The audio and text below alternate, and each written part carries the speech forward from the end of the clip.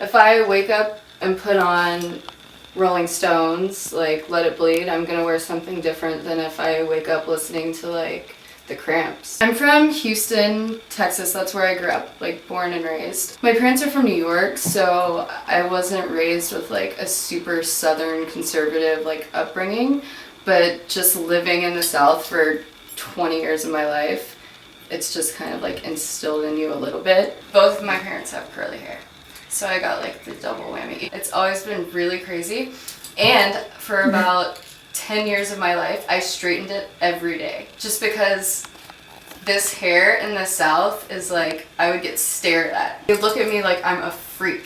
It wasn't until I moved out here that I just let it go, like curly every day. I literally wake up and go.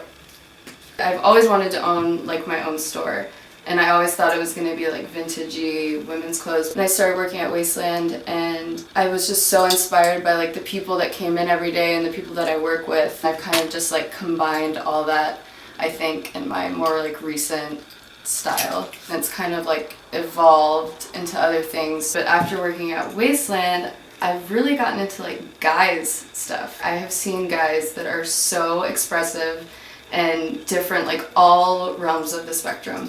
Guys that look like Lady Gaga to like the workwear, like well put together, like burly man. Everyone has sort of like an outlet of how they express themselves, whether it's like music or drawing or writing. And for me, it's always been how I dress. It's always been a way of, you know, showing people what I'm feeling. Well, I'm a huge fan of the crop top. Instead of like putting on a lot of makeup or wearing dresses or straightening my hair, like I add feminine touches with crop top or sparkles or something a little more subtle to take the edge off of my sort of tomboy-ish t-shirt jean kind of look.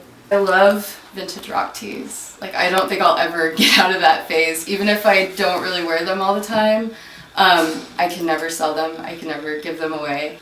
The vintage Grateful Dead shirt that I got in Denton, Texas from a really cool vintage store called Time Bandits. I'm super into like over cape drapey kind of thing. And this is an awesome 1930s robe that I got at Wasteland. I call it my uniform. Every day, gotta put them all on. And if I miss one, I feel like my hands feel naked. My parents raised me on like classic rock, like southern rock. Like I remember being really little and listening to Leonard Skinner on like a huge silver tape deck in our living room. If I could choose to listen to anything, it would just be Rolling Stones all day, every day.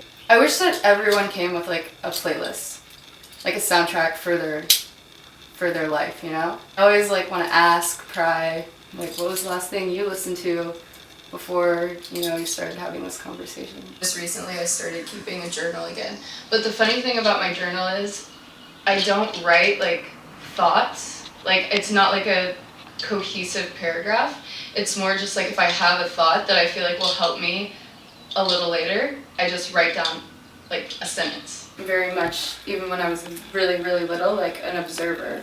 Like I wasn't always like the chatterbox. I was more like watching, thinking, and then being like, okay, now that I sort of understand you, it'll be easier for me. Like nighttime, I feel like before I go to bed, it's like my reflection time where I think and process everything, but when you wake up in the morning with that beautiful light streaming through my window, and it's just like a fresh page, nothing on my mind.